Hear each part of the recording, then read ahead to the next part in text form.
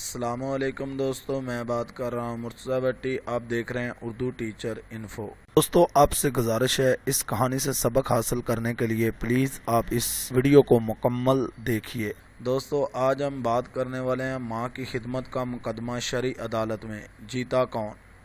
جی دوستو، آج ہم واقعہ ہی ایک ایسے سچا واقعہ آپ کے سامنے شیئر کرنے والے ہیں جس میں ماں کی خدمت کا مقدمہ شرعی عدالت میں جیتا کون۔ دوستو، ہوا کچھ یوں کہ سعودی عرب کے شہر قسام کی شرعی عدالت نے اپنی تاریخ میں ایسا عجیب و غریب مقدمہ دیکھا جو کہ قسام بلکہ پوری مملکت سعودی عرب میں نہ ہی پہلے کبھی دیکھا یا سنا گیا تھا۔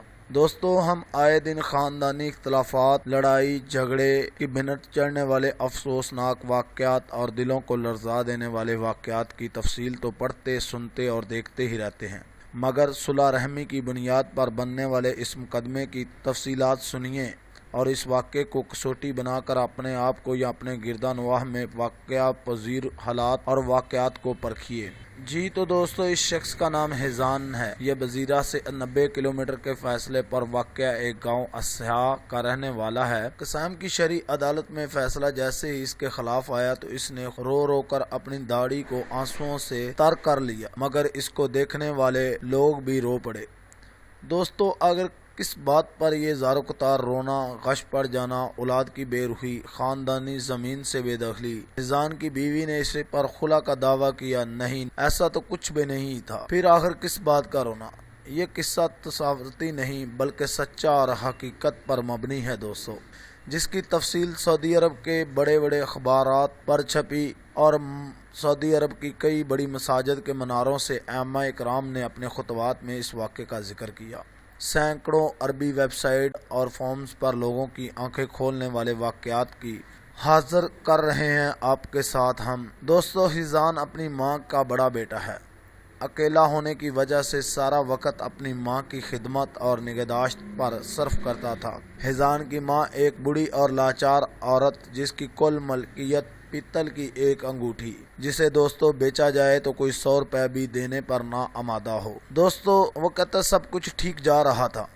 ایک دن دوسرے شہر سے حیزان کے چھوٹے بھائی نے آ کر مطالبہ کر ڈالا کہ میں ماں کو ساتھ لے جانا چاہتا ہوں تاکہ وہ شہر میں میرے خاندان کے ساتھ رہ سکے۔ حیزان کو اپنے چھوٹے بھائی کا اس طرح آ کر ماں کو شہر لے جانا کا ارادہ بالکل پسند نہ آیا۔ اس نے اپنے بھائی سے سختی سے منع کیا کہ وہ ایسا نہیں کرنے دے گا۔ ابھی بھی اس کے اندر اتنی ہمت، شفقت اور استطاعت ہے کہ وہ ماں کی مکمل دیکھ بھال اور خدمت کر سکتا ہے۔ دونوں بھائیوں کے درمیان ترکار زیادہ بڑھی تو انہوں نے معاملہ عدالت میں لے جانے کا فیصلہ کیا، مگر معاملہ عدالت میں جا کر بھی جوں کا توں رہا۔ دونوں بھائی اپنے اپنے موقف پر قائم تھے اور کوئی بھی پیچھے ہٹنے پر آمادہ نہیں تھا۔ عدالت پیشیوں پر پیشیاں دیتی رہی تاکہ دونوں کسی حتمی نتیجے پر پہنچ سکیں، مگر یہ سب کچھ بے سود رہا۔ مقدمے کی طولت سے تنگ آ کر قاضی نے آئندہ پیشی پر دونوں کو اپنی ماں کو ساتھ لے آنے کے لیے کہا تاکہ ان کی ماں سے ہی رائے لے سکے کہ وہ کس کے ساتھ زیادہ رہنا پسند کرے گی یا کس کے ساتھ جانا چاہے گی۔ اگلی پیشی پر دونوں بھائی اپنی ماں کو ساتھ لے کر آئے۔ ان کی ماں کیا تھی؟ محسوس ہڈیوں کا ایک ڈھانچہ۔ بوڑھی ماں کا وزن 20 کلو بھی نہیں بنتا تھا۔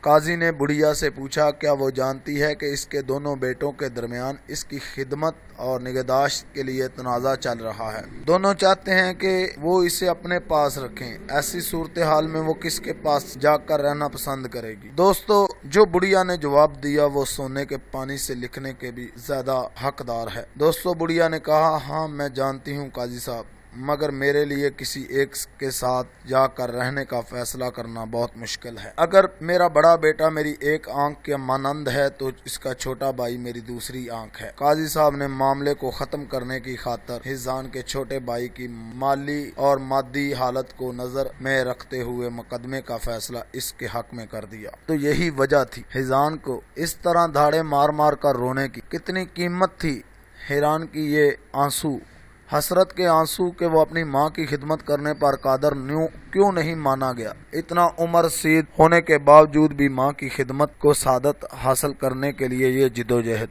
شاید یہ بات حزان کی نہیں بلکہ تو ان کے والدین کی ہے، جنہوں نے حزان جیسے لوگوں کی تربیت کی اور انہیں پر والدین کو عظمت اور ہمت کا درس دیا جاتا ہے۔ دوستو، ہم بھی اپنے ارد گرد ماحول میں ایسے کئی واقعات دیکھتے ہیں، تو دوستو یہ ایک بہت بڑا سبق ہے ہمارے لیے۔ دوستو، میری آپ سے گزارش ہے کہ اس کہانی کو زیادہ سے زیادہ شیئر کیجئے اور لائک بھی کیجئے، اور اپنے بھائی مرتضیٰ بھٹی کو اجازت دیجئے اور دیکھتے رہیے اردو ٹیچر انفو۔ اللہ حافظ۔